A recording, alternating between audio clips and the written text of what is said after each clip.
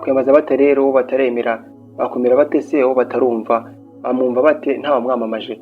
Bakunzi ba Bright Future, ikaze muri Bright Apostle, aho duhugukira ijambo ry'Imana, aho turisanga muri Bibiliya, twumva ibyo ritubwira muri ibi bihe bya none turimo. Insanganyamatsiko y'uyu munsi iragira iti icyo muzamenyeraho ibikomoka ku Mana. Turifashisha ijambo ry'Imana dusanga mu ibaruwa ya mbere yanditswe na Yohana intumwa, umutwe wa 3 umurongo wa 22 kugera ku 24, umutwe wa 4 umurongo wa 1 kugera ku 6, ndetse n'ibyo dusanga mu ivanjiri ya Matayo umutwe wa 4 umurongo wa 12 kugera ku 17, n'uwa 23 kugera ku 25. Dutangire mu ibaruwa ya Yohana intumwa. Mutima zanjye, icyo dusabye Imana cyose turagihabwa, kuko dukurikiza amategeko yayo kandi tugakora ikinyura. Dore rero itegeko ry'Imana nuko twakomera izina ry'umwana wayo Yesu Kristo kandi tugakundana nk'uko yabidutegetse. Ukurikiza amategeko y'Imana aguma mu Mana n'ikamugumamo, kandi atumenyera ko Imana turimo nuko yaduhaye roho wayo. Mutima zanjye, ntimugapfe kwemera ubonetse wese, ahubwo mujye mubanza gushishoza ibyo mubwiwe kugira ngo mumenye koko niyo bikomoka ku Mana, kuko hadutse abahanuzi b'inyuma benshi bagakwira ku isi. Dore icyo muzamenyeraho ibikomoka ku Mana: uwemera wese Yesu Kristo wigize umuntu aba akomoka ku Mana, nawe utemera Yesu uwo ntaba akomoka ku Mana, ahubwo abakomoka ku nyamurwanya Kristo, wundi mwumvise avuga ko azaza, none ubu akaba yarageze ku isi. Mwebweho twana twanjye, mukomoka ku Mana kandi mwatsinze abo bahanuzi b'inyuma, kuko ubatuyemo asumbye kuri umugenga w'isi. Bo n'ab'isi, nicyo gituma bavuga ururimi rw'isi maze ikabatega amatwi.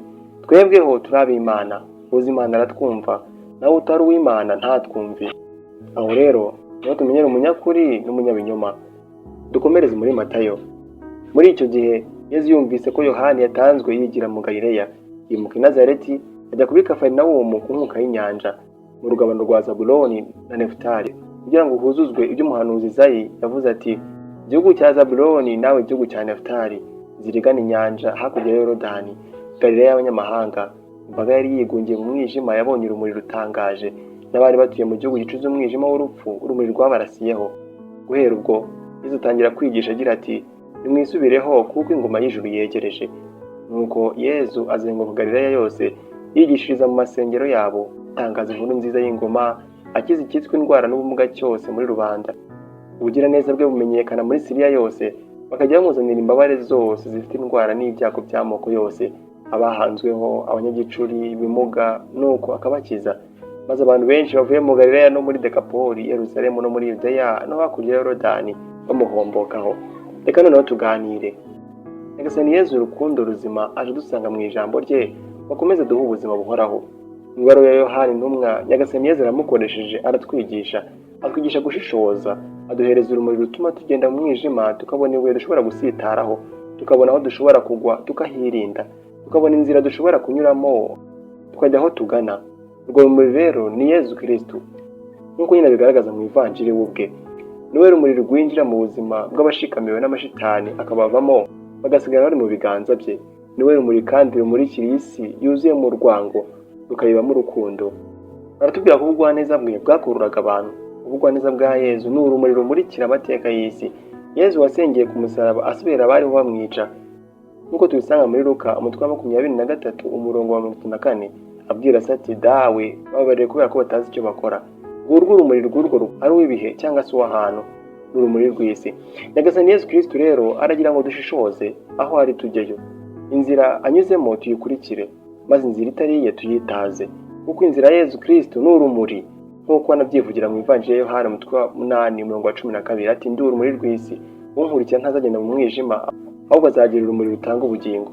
Niba koko umuntu avuga ko akurikiye Yesu Kristo, ariko nyamara uwo muntu agakubuza amahoro kubera ibikorwa bye bibi, icyo ni ikimenyetso cy'uko uwo muntu mu by'ukuri atari intumwa ya Yesu, kuko Yesu ni amahoro. Birashoboka se ko umuntu yajya mu nzu amubwira ko basenga Imana, ariko nyamara ugasanga inzu yuzuye iterabwoba gusa, cyangwa se ngo numenya ibanga rya hano uzapfa? Ibyo bintu bishobora guturuka kuri Yesu gute? Mu gihe Yesu atubwira ati: nimunyamamaze, nimutangarize bose izina ryanjye, nimugende mwigisha amahanga yose.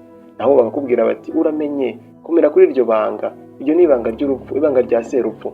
Ikintu rero gisenya uwo mwijima, nk'uko ivanjiri yerekana Kristo Yesu yinjira mu gihugu kitari cyakamumenya, ndetse bakaba bavuga ko aho hantu hari harigungiye umwijima habonye urumuri.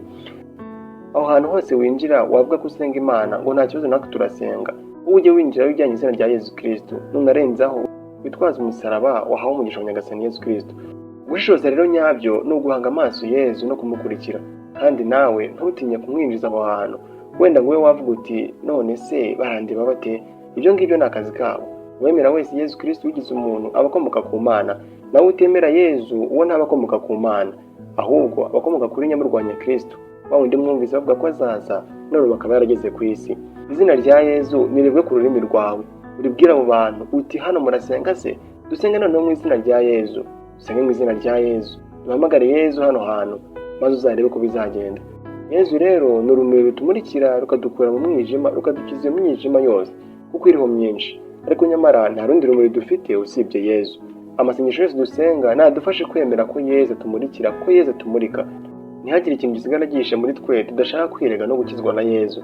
Ibikorwa byihishe dukora tudashaka ko abantu bamenya, ibyo dukorera hihishe bizajya ahagaragara igihe kigeze tugaseba, ibyo ngibyo byose tubicikeho. Bakunzi ba Bright Apostle, dusoza dusabe Yesu urumuri amurike mu buzima bwacu bwose, bityo natwe aduhindura urumuri rwo kumurikira abandi mu izina rye, dutangariza abandi izina rye tutarivuga ku rurimi gusa, ahubwo ubuzima bwacu bwose. Inaribira amahire Iberi, bashimiye ko twabanye nawe utaha.